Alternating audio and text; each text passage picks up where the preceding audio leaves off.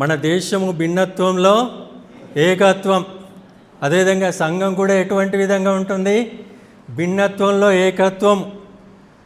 యేసుక్రీస్తు ప్రభులవారు తలగా ఉన్న శరీరంలో అవయవాల మాదిరిగా ప్రభు మనల్ని ఏర్పాటు చేసుకుని ఉన్నారు.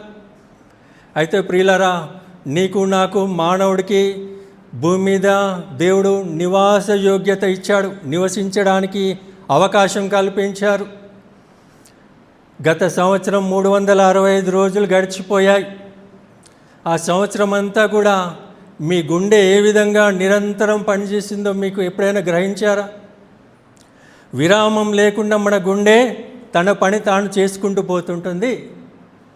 విరామం లేకుండా రక్త ప్రసరణ కొనసాగించబడుతుంటుంది.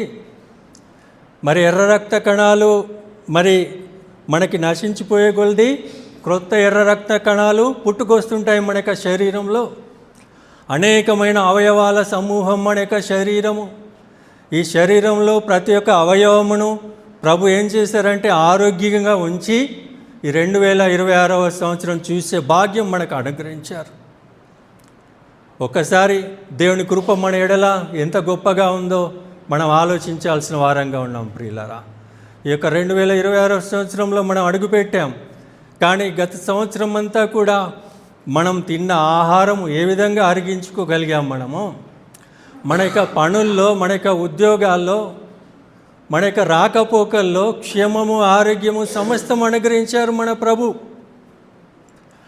అన్ని రోజుల మాదిరిగా ఈరోజు, నిన్నటి రోజున గత సంవత్సరంలో ఉన్నాము, ఈ రోజులో నూతన సంవత్సరంలో ఉన్నాం.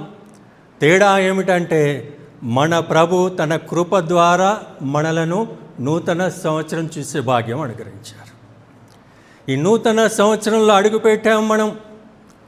నూతన సంవత్సరంలో అడుగుపెట్టిన మనము మొదటి రోజులో ఉన్నాం. మనం ఈ 365 రోజులు ప్రభు యొక్క కృపాక్షములు మన వెంట నడిపించబడాలి. ఈ 365 రోజుల్లో ప్రభు మన జీవితాల్లో ఒక నూతన క్రియ చేయబోచున్నాడని వాగ్దానం ఇస్తున్నారు ప్రియులారా.